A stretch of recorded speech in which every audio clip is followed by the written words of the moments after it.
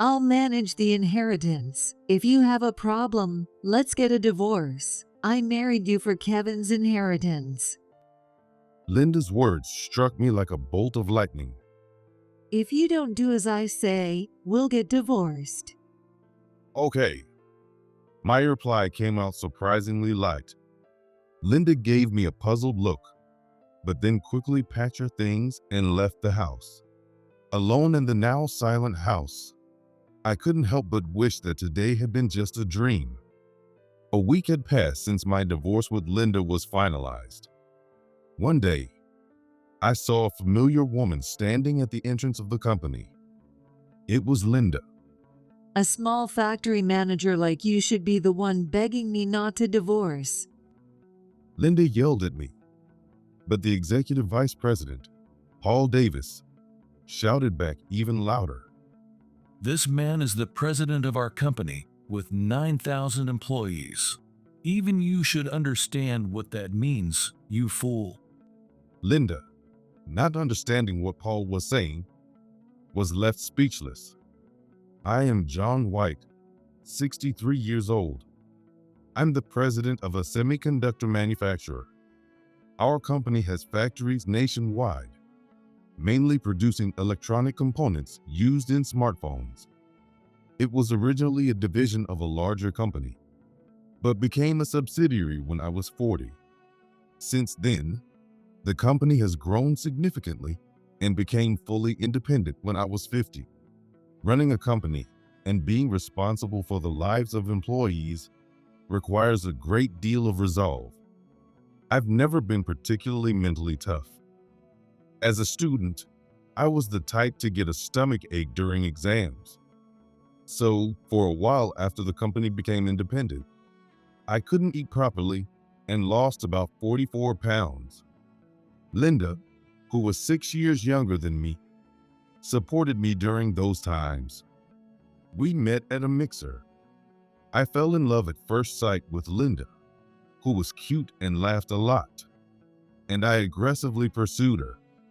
As the youngest of 3 sisters, Linda had her whimsical ways, but I just found her so adorable. After dating for about 2 years, we got married. We have a daughter and a son, both of whom are now independent, married, and have left home. But they still care about me. Now, I live with Linda, and my elderly parents live nearby. My dad, Kevin, is 93 this year, and my mom, Nancy, is 88. Both were sharp-minded without any signs of dementia.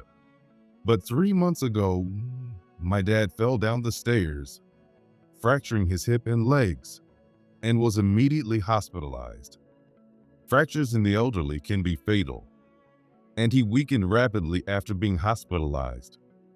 He couldn't stand on his own and soon became senile. Due to the current situation, we couldn't visit him at all during his hospitalization, and my mom weakened considerably without being able to see him. Eventually, my dad was discharged, but by then, he needed a wheelchair. I hadn't lived with my parents because of Linda's strong wishes, but now it seemed I had no choice but to live with them to take care of them. I tried to persuade Linda multiple times. I absolutely refuse to take care of Kevin. It always ends up being me who has to take care of everything. Linda had no intention of living with my parents. Even before, she would hardly visit my family home, maybe once a year.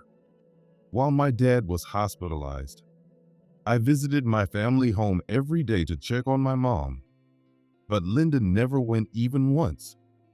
However, the situation made living together seem like the only option, but thinking it would be too difficult, I decided against it and continued to take care of my dad by visiting daily. But last month, my dad passed away. After the wake and funeral, I finally had a moment to breathe. About a month after his death, my mom was visibly exhausted, although she had been prepared for it. It's common for elderly people who are not senile to suddenly become so after the death of their spouse. I was seriously worried about my mom and decided to stay at the family home for a while. It was very hard to see my mom, who wouldn't even eat unless I was there. However, all of her siblings had already passed away, and I am the only family she has left. I knew her life wouldn't be long, and I wanted to do everything I could for her. I didn't know John was such a mama's boy. You should just leave Nancy alone. She's almost on her way to the other world. When I told Linda I'd be staying at my mom's house for a while, she bombarded me with unbelievable words, leaving me speechless. Linda has always been the type to speak harshly and clearly say what's on her mind, but she was never one to deliberately hurt others. Isn't that a bit harsh to say? After all, she's your mother-in-law. I've never thought of her as a mother. More importantly, how is the discussion about the inheritance going? I was stunned by Linda's abrupt manner. My parents had always treated Linda well. When we decided to build this house, it was my dad who gave us the land.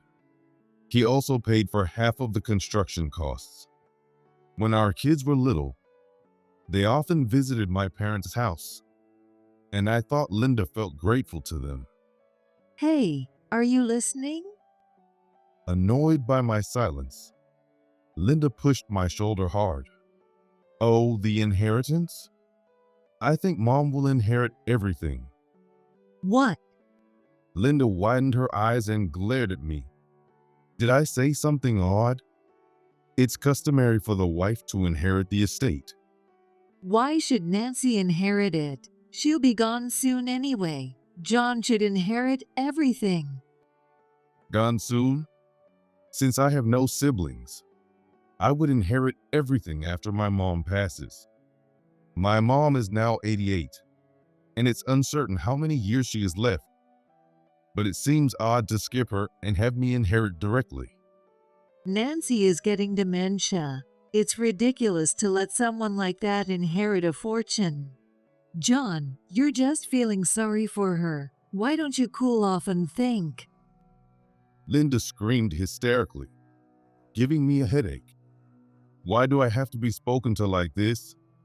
My dad has passed away, and I am in one of the lowest points of my life. Are these really the right words to say to me? Anyway, John is definitely the one who will inherit. Nancy doesn't understand anything. Just say whatever, and she'll easily agree to it.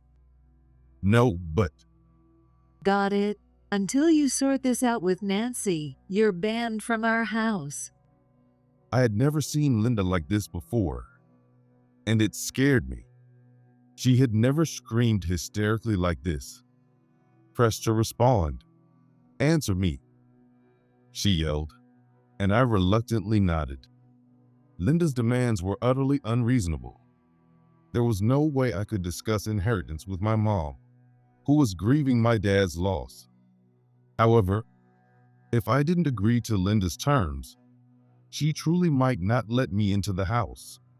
Is there something you want to talk about? True to form, my mom noticed something was off and asked me worriedly. I realized that since I had arrived at the family home today, I hadn't once looked my mom in the eyes.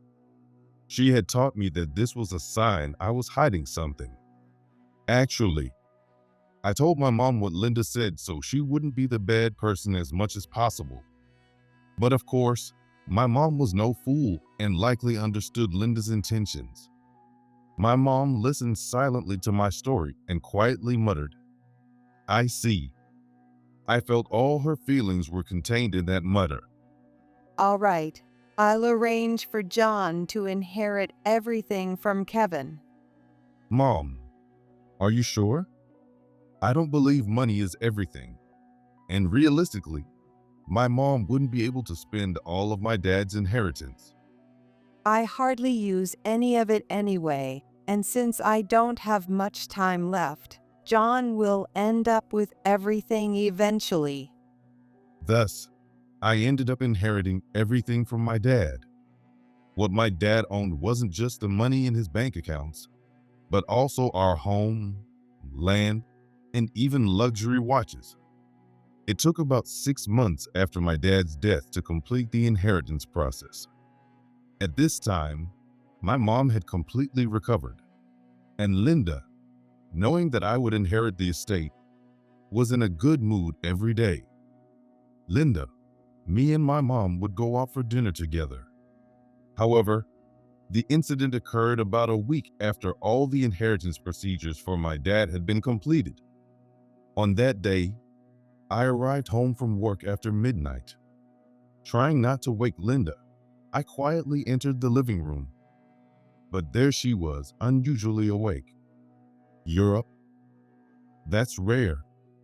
Feeling a bit uneasy seeing Linda in the living room without the TV on, I said this. Linda turned to me and said, "I need to talk to you." Kevin's inheritance was all settled recently, right? Yeah, it was really tough. I had no idea Dad had that much in his estate. Linda and I both nodded in agreement. Indeed, handling my father's estate had been a huge ordeal. He came from a family of landowners, but he wasn't the eldest son, and I hadn't thought he owned that much. However, upon investigation, it turned out he had extensive lands and real estate, too much for an amateur to handle. So we ended up paying a pretty penny to hire a paralegal to manage the inheritance procedures. I'll manage the inheritance. If you have a problem, let's get a divorce. What? I was stunned by Linda's sudden declaration. Why would Linda manage the inheritance I received? What's more, she's talking about divorce. What are you suddenly talking about? And you shouldn't even joke about divorce? It's no joke. I'm serious. You just have to let me manage the inheritance, that's all. Linda's outrageous demand left me speechless. It made no sense the way she put it. The inheritance from Dad is mine.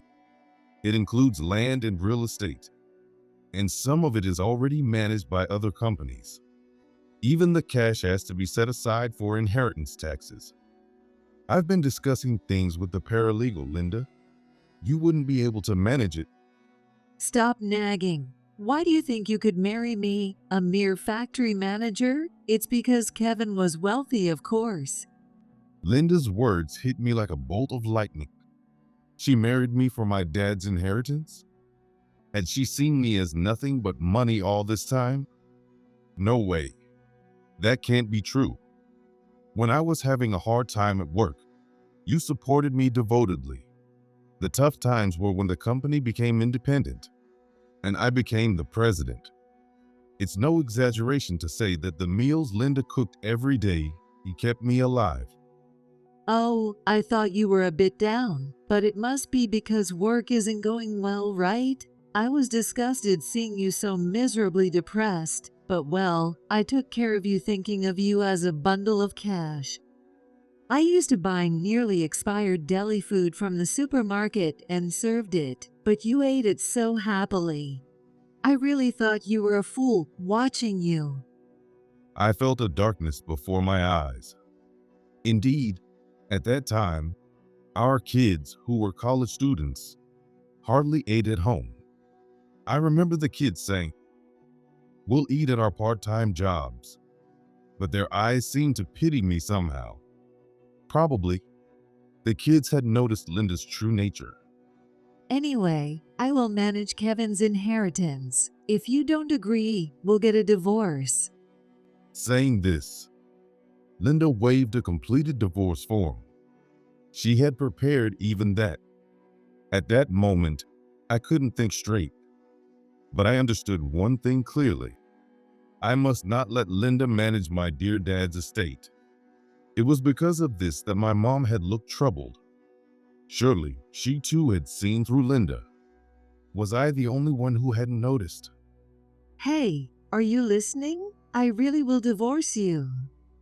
Okay. My response came out lighter than I expected. Linda's eyes widened in surprise, and she gave me a puzzled look, saying, "What are you talking about?" Do you understand what divorce means? "Yeah, I understand." Saying that, I snatched the divorce papers from Linda and signed my section. Linda looked at me in disbelief, but I ignored her. "I'll file this. Thanks for everything up to now." Oh, if that's what you want, fine. I bet you'll come crying back to apologize soon. No one would bother with a dirty old man who works in a factory like you. I felt a bit sad as Linda snorted in disdain. It dawned on me that she truly had no interest in me. Indeed, she didn't even know what my real job was. That day, Linda quickly packed her things and left the house. Left alone in the now quiet house, I couldn't help but wish it had all been a dream. The divorce was finalized the next day. My hands shook as I submitted the signed divorce papers, which was embarrassing. I messaged our kids about our divorce, and they read it but didn't reply. I wondered if they were upset about the divorce I initiated without consulting them, and I began to question if my decision was wrong. After filing the divorce papers, I headed straight to work. John, is something wrong? The person who approached me was the executive vice president, Paul Davis. He is an employee slated to be the next president, highly competent and respectful towards me. Being approached by Paul must mean I look pretty awful. I even find myself wondering if it would have been better not to have divorced at all. Actually, I got divorced from my wife. Oh, I see. Paul seemed somewhat relieved by my words. The other employees also looked relieved. No offense, boss, but we've heard quite a bit about Linda. So, well, we're relieved. What? I was confused by Paul's words and tilted my head. What rumors about Linda? Seeing my confusion, Paul furrowed his brows in puzzlement. You don't know? Know what? If it's not too much trouble, may I ask the reason for the divorce? Paul looked away awkwardly as he spoke. Despite my discomfort, I answered. It was about managing the inheritance. Paul's expression turned even more surprised. He had a look of disbelief. If you know something, can you tell me? It was natural for me to ask given Paul's reaction. He hesitated a bit, then shared information that intensified my headache and made me think about how to retaliate. A week after the divorce was finalized, my life had mostly settled down. I hadn't expected to get over things so quickly, but I was surprisingly handling the situation well. It also happened to be a busy time at work. It's the season when cell phone companies roll out new models, and we were getting requests for new semiconductors. So, everyone at the company was engaged in designing and developing, working busily every day. I saw a familiar woman standing at the company entrance. It was Linda. Seeing her for the first time in a week, Linda glared at me and yelled, "Come here." The employees noticed Linda and started to get restless. Honestly, I had no time to talk to Linda, especially since she was furious, and talking seemed futile. What's wrong? Why so angry? What do you mean, what's wrong? Why can't I get into my house? My key doesn't work anymore. Linda screamed, approaching me aggressively. Even though she referred to it as her house, the house is in my name. Now that we're divorced, it's no longer Linda's house. We're divorced, Linda. Why are you trying to enter my house? Huh? Are you still talking about that divorce? You probably didn't even file those papers. Why don't you just apologize instead of being stubborn? You can't live without me. Where does Linda get this confidence from? Everything she's saying is wrong. I filed the divorce papers the next day. I don't live there anymore. I'm planning to live with my mom, and I've put the house up for sale. I changed the locks just in case Linda tried to enter. Linda stood there with her mouth open. She had a look on her face that said she had no idea what was being talked about. That joke isn't funny, you know? It's not a joke. You were the one who wanted a divorce, Linda. I just signed the divorce papers that were already filled out. I always wanted to live with my mom anyway. I never needed that house. Daniel helped me pack up, and fortunately, it was over quickly. Daniel is my son. When I told him and my daughter Mary about the divorce, they came to the house the next day.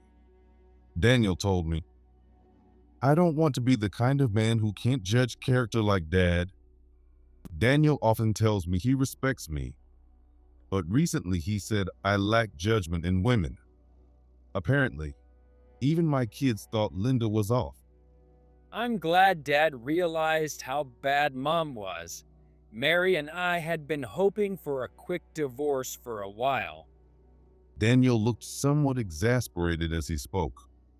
When I told him I was planning to move and live with my mom, he immediately started the process. Daniel works for a major real estate company. Daniel said that the house will sell quickly because it's in a good location. I still own it, but by next week, it will be completely transferred to the real estate company. So, my house is gone. I muttered to myself that the house was never really Linda's to begin with before responding. Yeah, something like that. Linda looked devastated, but I couldn't understand what she was so upset about. She was the one who wanted the divorce, and she was the one who left. To hear her claim it as her house a week later only made me sigh. So, I have to live with Nancy now? I absolutely hate that. Let's buy another house. I've said it many times, but we are divorced, Linda. There's no reason for us to live together. Find your own place. As I said this with resignation, Linda glared at me and exclaimed, "What are you talking about?" Do you think that a manager of a small factory like you can talk to me like that? Well, you should be apologizing and asking me not to divorce you. You should be grateful that I have come all the way to compromise you. What are you talking about?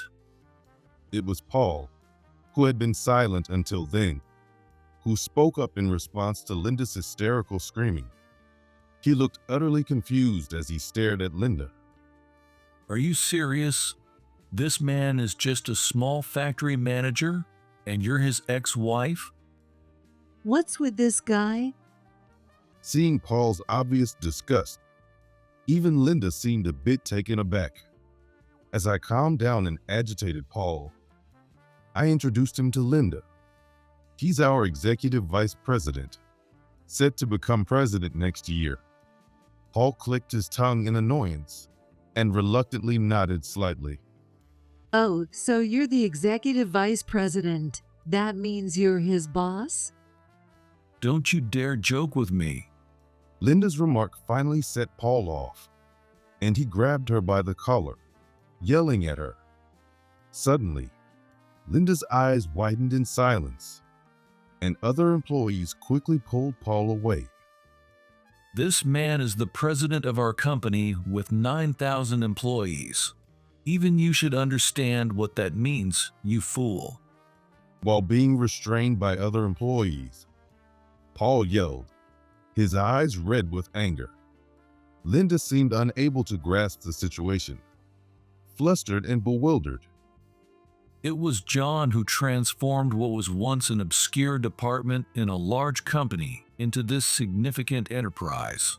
Now, we have factories not only across the country, but also in impoverished areas of Asia, and the president's role has saved countless lives.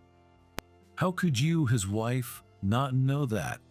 How much do you think the president has struggled over the years? Paul was so overwhelmed with emotion that he started to cry. Paul is still young, but he joined the company right out of high school. and has shared both good and bad times with me as one of the employees. He deeply respects me, and when I discussed making him the next president, he broke down crying, saying, "I can't think of a greater honor. It's an unforgettable moment." John, the president, and a company with 9,000 employees. That's a lie. Linda sounds incredulous, but from the atmosphere here, it's clear that Paul isn't lying. When Linda and I first got married, she made me promise not to bring any work complaints home. Since then, I've kept work talk away from Linda.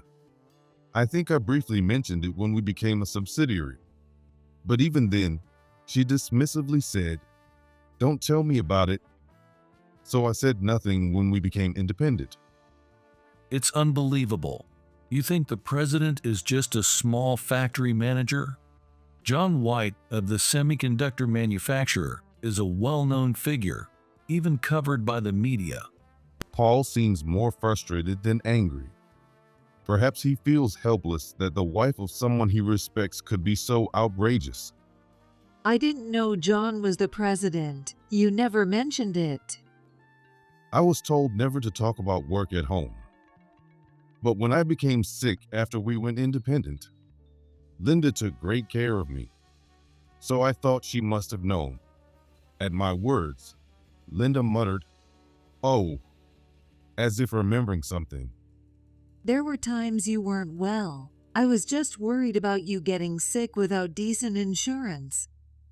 I was no longer surprised by Linda's words. I had expected something like that. Paul's face twisted in disgust. How low can you get? And to top it off, you were cheating? That's just pathetic. What?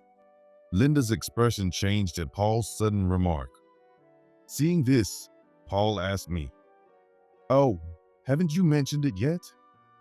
"Yeah, but the lawyer and I have already settled things, so a confirmation letter should reach Linda's family home by tomorrow."